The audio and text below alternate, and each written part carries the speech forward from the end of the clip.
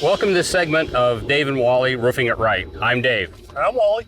And we're here to look at cleaning. Cleaning is essential when you're doing or working on a dirty sheet. It's one of the common mistakes. Absolutely. Cleaning lack thereof, should I say. Or lack thereof, yes.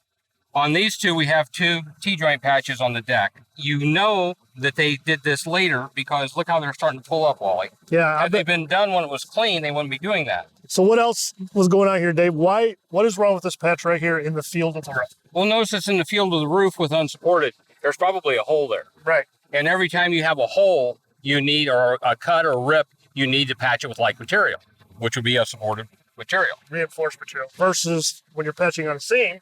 Unreinforced is fine. Yeah, because you need that step down area. Right. The clean area over here, you'll see, it is nice and bright white. That's what you need. It needs to be bright white. It's not that hard. Take a minute, 2 minutes to do.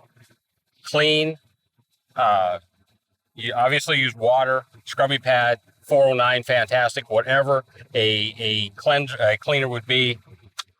Water to get the soap off, and then use your cleaner as final clean.